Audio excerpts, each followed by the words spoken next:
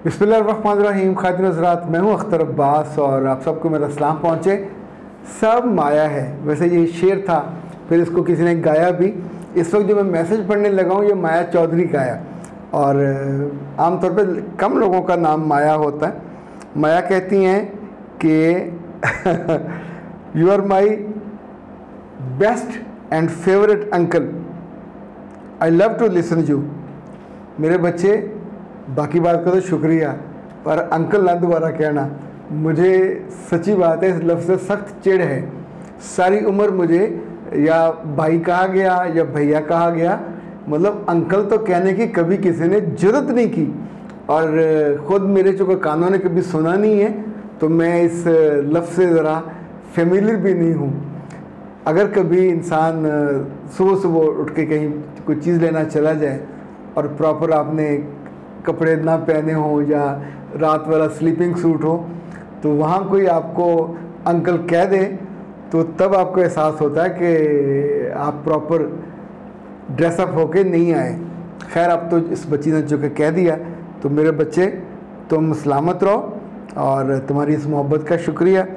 अच्छा जी, ये जैन कहती हैं कि सर अपनी प्यारी वालदा के बारे में ज़रूर कुछ बताइए।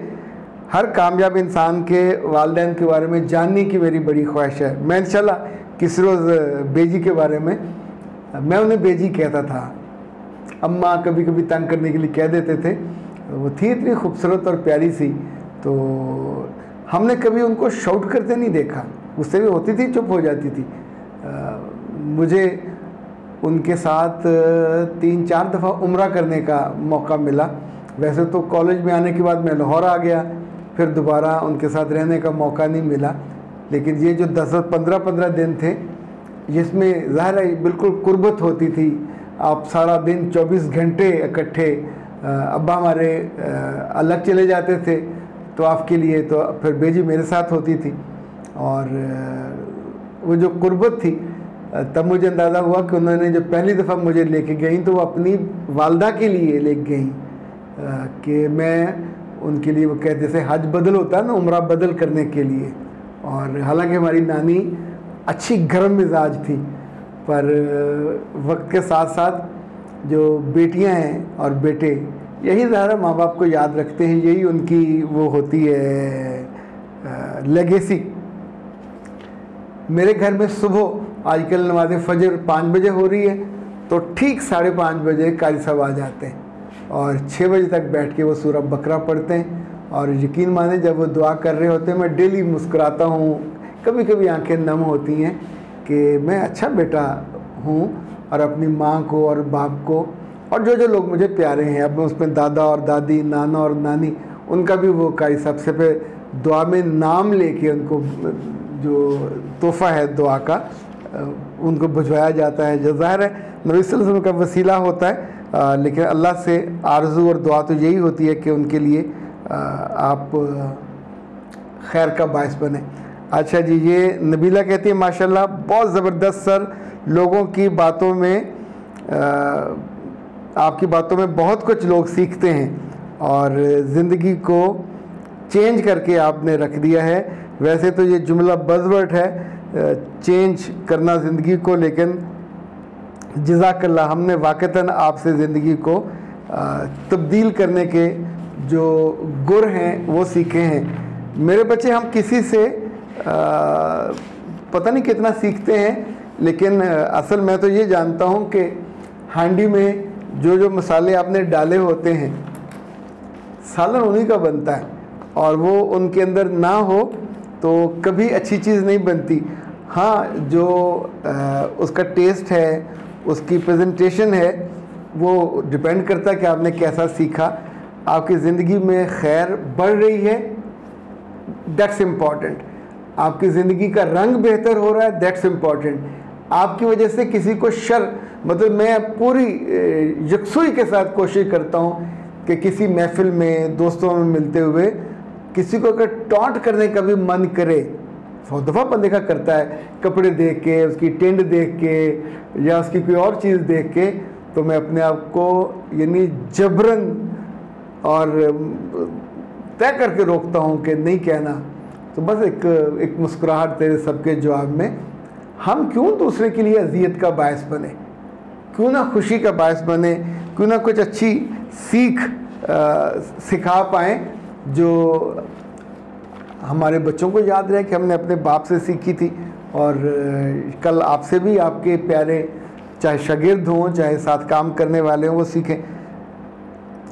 मिसेस वकास कहती है सर मेरी सास, उफ़ अल्लाह, आप कहते हैं सास के पास बैठा करो, उसके पास इतनी नेगेटिविटी है कि नेगेटिविटी के पांभर बलते हैं, और मैं क्या करूं, उनके पास बैठना चाहिए कि नहीं? वैसे क्या ख्याल है, जब हम बहुत गर्म आग के पास बैठते हैं और हमारी जलने लगती है तो क्या हम बैठे रहते हैं?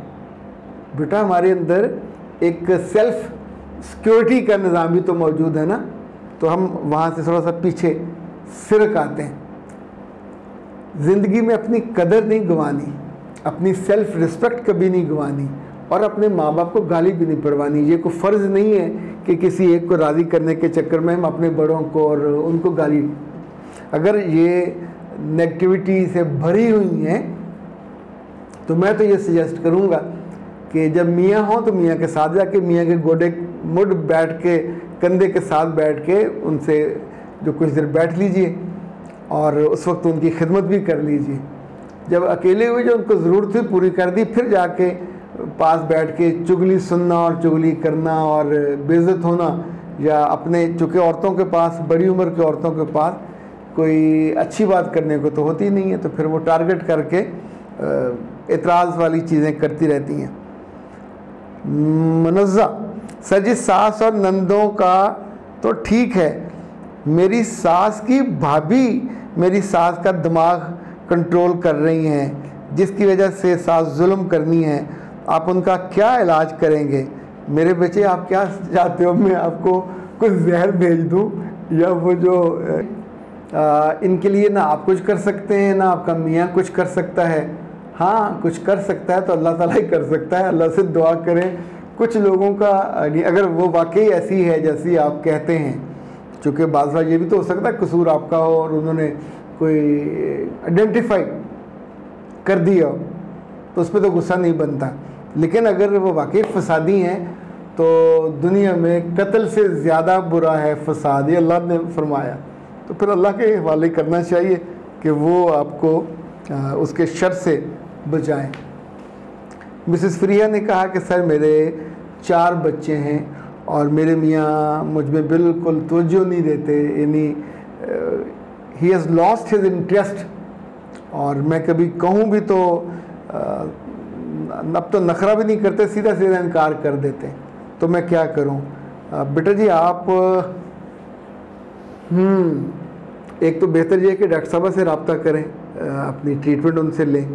दूसरा, अगर आप जल्दी इसका हल चाहते हैं तो फिर आप नाज हब से रब्ता करके 0341657826 78626 उनसे कहें कि आपको पोस्ट मैरिटल वीटी सोल्यूशन ये भिजवाएँ।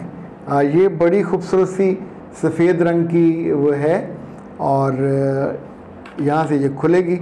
जब ये आपके पास पहुँचेगी तो फिर आप कॉल करके इसका तरीका इस्तेमाल पूछ लीजिएगा, और ये 2 आपको मिलेंगी, एक ये है और दूसरी ये है, दोनों वाइट कलर की हैं। और ये 1 माह का तकरीबन 30 से 40 दिन का कोर्स होता है, जिसमें आपके जिस्म में बहुत बुनियादी तब्दीलियाँ आ जाती हैं। और वैसे तो आपको ज़रूरी है कि आप पोस्ट मैरिज काउंसलिंग पहले लें, फिर ये पोस्ट मैरिटल जो वीटी सोल्यूशन है ये लें। ये आपके मियाँ को वापस आपकी तरफ ले आएगा और आपकी ज़िंदगी में खुशी भी और ऑर्गेज़म भी और बेहतरी आएगी। वरना अदरवाइज़ ये होता है कि फिर आप ज़्यादा चिड़चिड़े, ज़्यादा बदतमीज़, ज़्यादा नाखुश, और ये नाखुशी आपके बच्चों को भी ट्रांसफ़र होगी, आपके मियाँ को भी होगी। पर मियाँ को भी इसका पता चलना चाहिए कि 2-4 बच्चों के बाद, 4-6 सालों के बाद अपनी बीवियों की ज़रूर करवाया करें पोस्ट मैरिटल काउंसलिंग भी और वीटी सोल्यूशन भी। अख्तर अब्बास को दीजिए इजाज़त। अस्सलाम वालेकुम।